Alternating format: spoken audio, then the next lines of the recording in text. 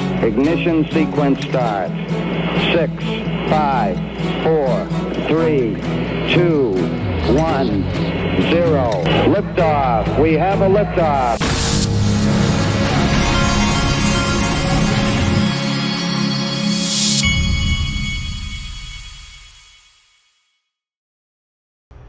Hey everybody, this is the Digital Asset Investor, and look at this from CoinDesk. Breaking, the SEC has dropped a 3-year-old investigation into Hero Systems, which is formerly Blockstack, which raised $70 million in the Stacks tokens from 2017 to 2019. I get the feeling that the SEC is dropping cases that don't really matter much instead of dropping maybe the Ripple case. It's like they're trying to give the appearance that they're doing something pro crypto.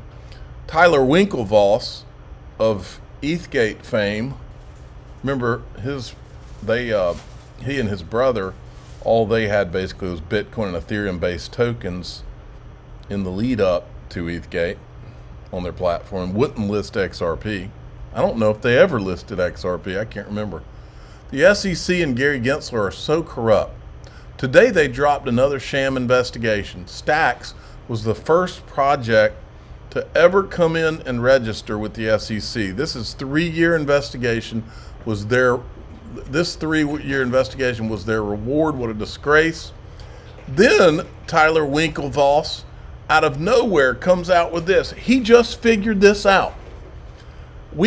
As we uncovered ETHgate, we covered this for probably 3 years. Multiple people in the XRP community were covering the fact that MIT had deleted lecture 18, the missing lecture 18. Tyler Winklevoss never supported anything about ETHgate, never even mentioned it, never even acknowledged it.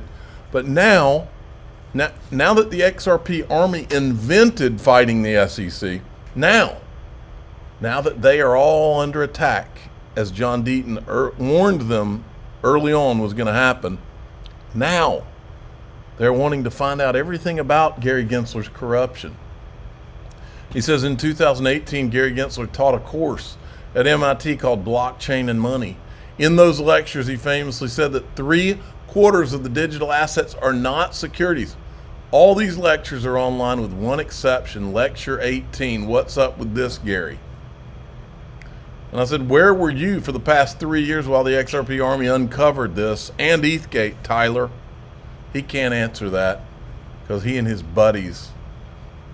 You realize what ETHgate really is to me, don't you? What ETHgate really is to me is I think that most of this for the last 10 to 12 years, most of crypto has been a government created thing to herd us all into a digital system. I believe that there's a handful of people who knew about the larger plan, and they knew that for X number of years, no pun intended, that they would be able to manipulate retail and make billions off of them because of the lack of regulations. I believe some of the top crypto pundits, all these people that are being given credit for having called Bitcoin and Ethereum and all this, I think those people knew things about the bigger picture that a lot of the retail people did not know, and I think that they took advantage of it. And I think that's the reason none of them will even touch ETHgate, because they know that it exposes what they did, which was manipulate retail while there were no regulations for all those years so that they could make billions off of pumping and dumping on retail. That's what they did with Ethereum. That's what that's the playbook they're now doing with Solana. It's the same exact playbook. They probably think they can get away with it a little longer with Solana before the regulations kick in. Now for the tweet reply of the day from Jungle Inc. Gary Gensler says, think you've spotted something fishy in the market? Submit a tip or complaint to the SEC. And he replies with a big, huge picture of Bill Hinman. And Bill Hinman, by the way, they've been doing the SEC internal, what do they call? I can't remember what they call it. They're the investigator that is in-house at the SEC, which shouldn't be that way, by the way. It should be an external investigator that investigates the SEC, not the SEC itself investigating itself. That's an inherent conflict of interest. But anyway, that's what he said. Now, for the dumbest tweet of the day, you know, at this stage of blockchain development, Brad Garlinghouse, Ripple, should really reread his own peanut butter manifesto, because his own advice of a company spreading itself thin applies. Ripple's at a stage Yahoo moved to compete with AOL. It's crystal clear that Ripple is trying to directly compete with Circle. The only difference is Circle is 5 years ahead because Jeremy Allaire has decades of experience in finance and knew what customers needed and wanted. But also, let me correct this guy, folks. What is ETHgate? Who was at Ethereum before it started? Well, let's rewind a little. Who visited Ripple's offices in 2000? I think it was 15 or 18. I don't remember. 18, I think, or 19 maybe. Brad Garlinghouse said it. JP Morgan executives visited their offices. Who has Gary Gensler said? Who can do it better than JP Morgan or Goldman Sachs? Remember what he said to Tim Draper? Who was behind Ethereum? Who was there before the ICO? JP Morgan and Goldman Sachs developers.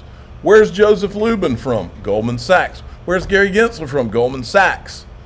Who backs Circle? Goldman Sachs. Who did the regulatory capture on Ripple to try to slow them down? SEC. Who was represented by Bill Hinman and Jay Clayton's law firms? JP Morgan. Who was behind Consensus and behind the Enterprise Ethereum Alliance? JP Morgan. What we've witnessed has been regulatory capture and corruption, folks. This guy tries to paint it like Brad Garlinghouse was some kind of failure, Ripple's some kind of failure. I mean, talk about losing the plot. So I just bought more XRP in this guy's honor. Here's Senator Cynthia Lummis, who supports Ian Kane instead of John Deaton. No central bank digital currency. Who supports Ian Kane over John Deaton and never, ever mentioned ETHgate or did anything about it.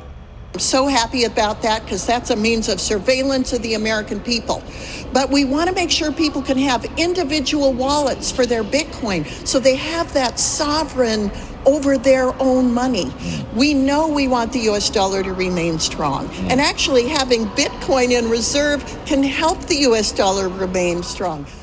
Okay, then we got this. This is Sheila Warren, CEO of the Crypto Council. She was in that White House meeting. And I spoke with her as well to get her take on how the meeting went and what was accomplished.